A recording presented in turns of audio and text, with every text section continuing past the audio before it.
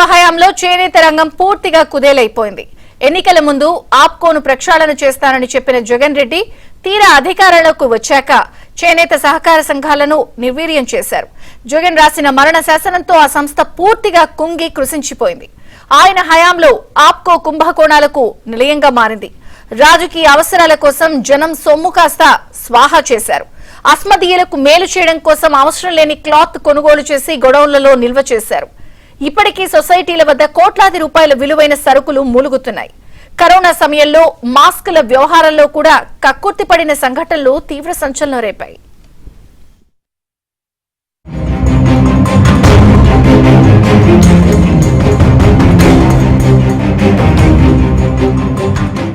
ఏపీలో నేతన్నల బతుకు భారమైంది. ఓళ్లలో మగ్గం చప్పుళ్లు కరువయ్యాయి. నేత కార్మికులు భవన నిర్మాణ పనుల్లో రోజువారీ కూలీలుగా మారిపోయారు. తరతరాలుగా నమ్ముకున్న వృత్తి నేతన్నలను పస్తులు పెడుతోంది. 2019 ఎన్నికలకు ముందు అంత చేస్తా ఇంత చేస్తా అంటూ ఊకతంపుడు ఉపన్యాసాలతో అలవికాని హామీలతో అధికారంలోకి వచ్చిన జగన్ రెడ్డి తీరా అధికారంలోకి రాగానే చేతులెత్తేశారు. సీఎం పీట ఎక్కగానే మొహం చాటేశారు. చేనేత వర్గాలను ప్రోత్సహించేందుకు ఉమ్మడి ఏపీలో ఏర్పాటు చేసిన Andhra Pradesh handlooms weavers cooperative society APCO Jagan Reddy హయాంలో కుంభకోణాలకు నిలయంగా నిలిచింది. గత 5 ఏళ్ల జగన్ పాలనలో చేనేత రంగం పూర్తిగా కుదేలైంది. చేనేత కార్మికులు చేసిన వస్త్రాలను మార్కెట్లో అమ్మి వారికి లాభాలు ఇచ్చేందుకు సహకార సొసైటీలను ప్రోత్సహించేందుకు ఆప్కోను ఏర్పాటు చేశారు. అయితే గత 5 సంవత్సరాల కాలంలో అడ్డదిట్టమైన కొనుగోళ్లతో పాటు అవసరం లేని క్లాత్ ను కొనుగోలు చేసి గొడౌన్లలో నిల్వ చేశారు. కమిషన్లకు కక్కుర్తిపడిన కొందరు ఉద్యోగులు అప్పటి ప్రభుత్వ నేతల ఆదేశాల మేరకు వ్యవహరించి సంస్థను నష్టాల్లోకి నెట్టారు. చివరకు కరోనా సమయంలో మాస్కుల వ్యవహారంలో కూడా కక్కుర్తిపడిన సంఘటనలు కూడా ఉన్నాయి. దీంతో ఆప్కోను నమ్ముకున్న నేతన్నలు అప్పుల పాలయ్యారు. దీంతో కొందరు చేనేత వృత్తిని వదిలి ఇతర ఉపాధి మార్గాలను చూసుకున్నారు. వేలాది సొసైటీలు ప్రస్తుతం సింగిల్ డిజిట్ కు పడిపోయాయి. వీటికి కూడా గత ప్రభుత్వం సకాలంలో కొనుగోలు చేయక కోట్లాది రూపాయల విలువైన సరుకులు సొసైటీల వద్దే మూలుగుతున్నాయి. కొనుగోలు చేసిన వాటికి బిల్లులు వెంటనే ఇవ్వకపోవడంతో నేతన్నలు బయట చేసిన అప్పులకు వడ్డీలు చెల్లించలేక ఇబ్బందులు పడుతున్నారు.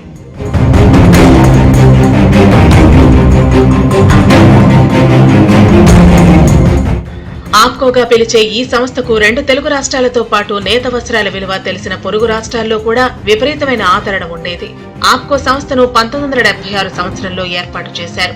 1350 చేనేత సహకార సంఘాల నుంచి నేతన్నలు నేసిన వస్త్రాలను కొనుగోలు చేసి షోరూంల ద్వారా అమ్మకాలు చేసేవారు. గతంలో 376 షోరూంలలో ఈ వస్త్రాలను ఆప్కో విక్రయించేది. ధర్మవరం, మదనపల్లె, శ్రీకాళహస్తి, వెంకటగిరి, ఎమ్మిగనూరు, చీరాల, ఉప్పాడ, మంగళగిరి, పెడన, రాజమండ్రి, పొందూరు తెలుగు జాతి ఔన్నత్యానికి ప్రతీకలుగా నిలిచాయి. అలాంటి ప్రాంతాల్లోని చేనేత కార్మికులు, కళాకారులను గౌరవిస్తూ టీడీపీ వ్యవస్థాపకుడు ఎన్టీఆర్ అధికారంలోకి రాగానే చేనేత వస్త్రాలను స్వయంగా తాను ధరించడంతో పాటు ఆ రంగానికి జవజీవాలు నింపారు. అనంతరం చంద్రబాబు ప్రభుత్వం కూడా పలు పథకాలు కొనసాగించి మార్కెటింగ్ సదుపాయాలు కల్పించింది. ఆప్కోను బలోపేతం చేసి రిబేట్ అమలు చేసింది. సహకార సంఘాల్లో కార్మికుల జీవనోపాధికి ఇబ్బంది కలగకుండా ఎప్పటికప్పుడు జాగ్రత్తలు తీసుకుంది. అయితే అలవికాని హామీలిచ్చి అధికారంలోకి వచ్చిన జగన్ రెడ్డి వాటన్నిటినీ రద్దు చేసేశారు. చేనేత అనుబంధ రంగాల్లో 3.5 లక్షల మందికి పైగా పనిచేస్తుంటే కేవలం 81,000 మందికే నేతన్న నేస్తం వర్తింపచేసి సరిపెట్టారు.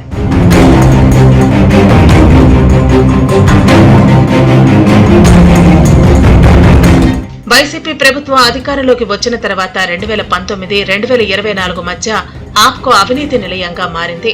చివరకు కరోనా మాస్కుల్లో కూడా కక్కుర్తి పడ్డారు. 2020-21 సంవత్సరంలో కరోనాతో అల్లాడుతున్న ప్రజల కోసం ఆప్కో ద్వారా మాస్కుల పంపిణీకి ప్రభుత్వం అనుమతించింది.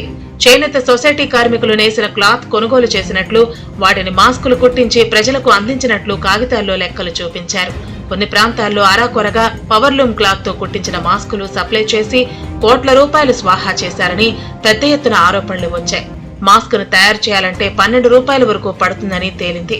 కానీ 31 రూపాయలకు ప్రభుత్వానికి అమ్మినట్లు చూపించే నిధులు స్వాహా చేశారని ఆరోపణలు వెల్లువెత్తుతున్నాయి.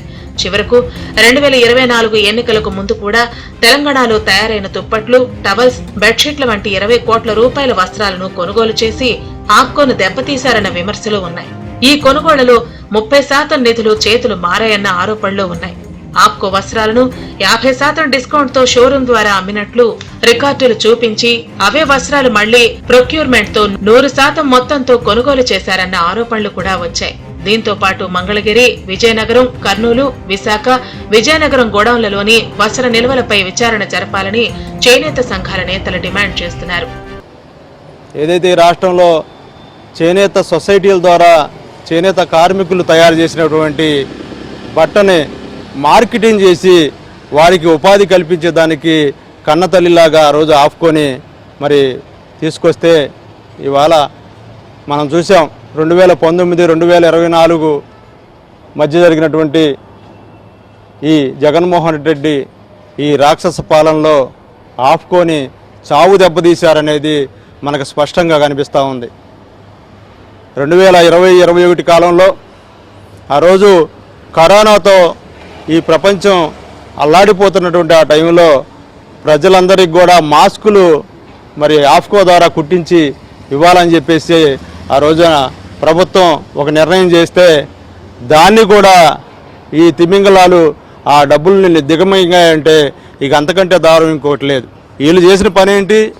చేనేత బట్టే మాస్కులకు తయారుకి వినియోగిస్తాం అని చెప్పారు ఆ రోజు. దాని రేటు 12 రూపాయలు నిర్ణయించారు కుట్టుగులతో సహా. కానీ 32 రూపాయలు ఒక కోటి చేసి దాన్ని కొనుగోలు చేసి మరి ఎంత అవినీతికి పాల్పడ్డారంటే ఒక్కసారి ఆలోచన చేయాల్సిన అవసరం ఉంది. ఇక జగన్ ప్రభుత్వ నిర్లక్ష్యం కారణంగా కర్నూలులోని ఆప్కో గోదాం స్టాక్ లేక మూతపడింది. నిజానికి ఉమ్మడి కర్నూలు జిల్లాలోని చేనేత సహకార సొసైటీల పరిధిలో తయారయ్యే వస్త్రాలను అధికారులు కొనుగోలు చేసి కల్లూరు డివిజన్ ఆఫీస్ గోదాంలో ఉంచి అక్కడ నుంచి ఆప్కో దుకాణాలకు సరఫరా చేస్తారు. వస్త్రాలు తీసుకున్నందుకు నగదుతో పాటు ఆప్కో అధికారులు చేనేత కార్మికులకు క్వాలిటీ నూలు ఇచ్చేవారు. అయితే జగన్ ప్రభుత్వంలో చేనేత కార్మికుల నుంచి కొనుగోలు చేసిన వస్త్రాలను ఆప్కో అధికారులు కొనుగోలు చేసి నేరుగా మంగళగిరిలోని మెయిన్ గోదాములకు తరలించారు. అక్కడి నుంచి జిల్లాలలోని ఆప్కో దుకాణాలకు సప్లై చేసేవారు. దీనివల్ల కర్నూలులోని ఆప్కో గోదాం మూతపడింది. మరోవైపు జగన్ ప్రభుత్వం థర్డ్ పార్టీలను ఎంకరేజ్ చేసి తమకు అనుకూలమైన వారి నుంచి వస్త్రాలు కొనుగోలు చేసి ఆప్కో దుకాణాలకు సప్లై చేశారన్న ఆరోపణలు ఉన్నాయి. చేనేతల నుంచి కొనుగోలు చేసిన క్లాత్కు డబ్బులు ఇవ్వకుండా థర్డ్ పార్టీ నుంచి కొనుగోలు చేసిన వారికి వెంటనే పేమెంట్లు ఇచ్చారన్న విమర్శలు ఉన్నాయి. డబ్బులు ఆలస్యంగా రావడంతో నేతన్నలు తీవ్ర ఆర్థిక ఇబ్బందులు ఎదుర్కొన్నారు. ఖాళీ కడుపులతో ఆకలి కేకలు పెట్టారు. అయినా జగన్ ప్రభుత్వం తమ గోడు పట్టించుకున్న పాపాన పోలేదని నేతన్నలు వాపోతున్నారు. ఈ గత 5 సంవత్సరాల్లో ఆప్కోకి వెళ్ళి ఏ కార్మికుడు కూడా మేము తయారు చేసిన వస్త్రాలు కొనండి అని చెప్పడానికి కూడా అవకాశం లేని పరిస్థితి అధికారులు కల్పించారు.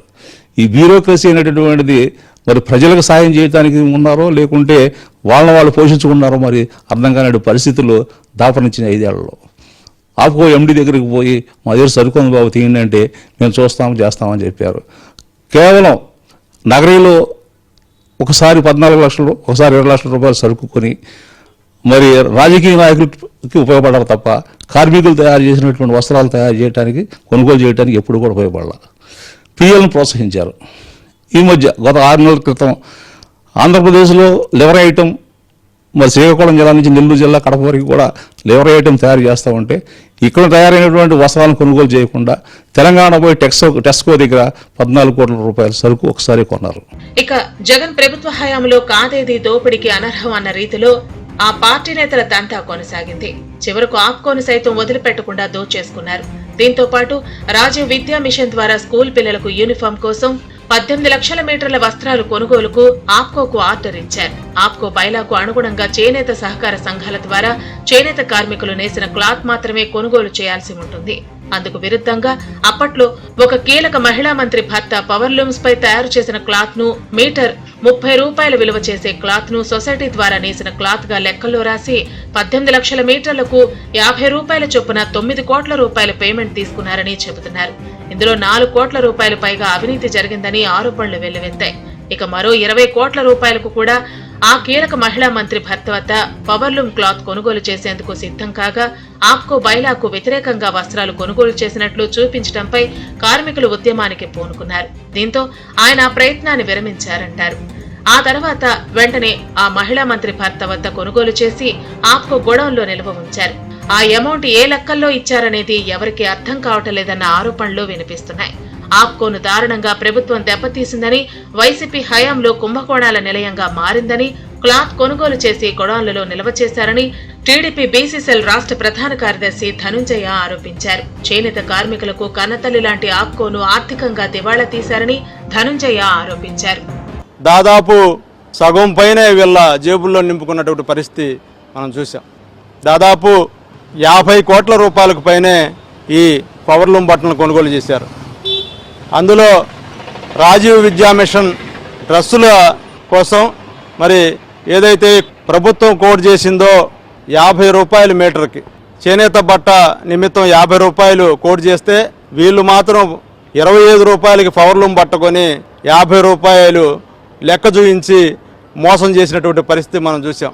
చేనేతను ఇంత దారుణంగా సాగు దెబ్బతీశారనేది మనకు స్పష్టంగా అర్థమవుతుంది. ఖచ్చితంగా వీటన్నిటి మీద కూడా ఇప్పుడు ఉన్నటువంటి ప్రభుత్వం విచారణ చేయాలి, ఎంక్వైరీ వేయాలి, వేసి మరి అప్పుడు ఉన్నటువంటి జరిగినటువంటి ఈ యొక్క అవినీతిని మరి బయటికి తీయాలని చెప్పేసి డిమాండ్ చేస్తున్నాం. మొత్తానికి ఆప్కోను వైసీపీ ప్రభుత్వం దారుణంగా దెబ్బతీసింది. వైసీపీ హయాంలో ఆప్కో కుంభకోణాల నిలయంగా మారింది.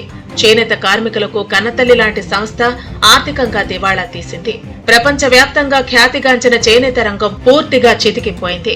అరుదైన కళను సొంతం చేసుకున్న నేతన్న గుండెకోతతో కన్నీళ్లు పెట్టుకుంటున్నాడు. అయితే మళ్లీ అధికారంలోకి వచ్చిన చంద్రబాబు ప్రభుత్వం చేనేతను గాడిన పెట్టి ఆదుకుంటుందని, ఆప్కోకు పూర్వ వైభవం తీసుకొస్తుందని సర్వత్రా ఆశాభావం వ్యక్తమవుతోంది.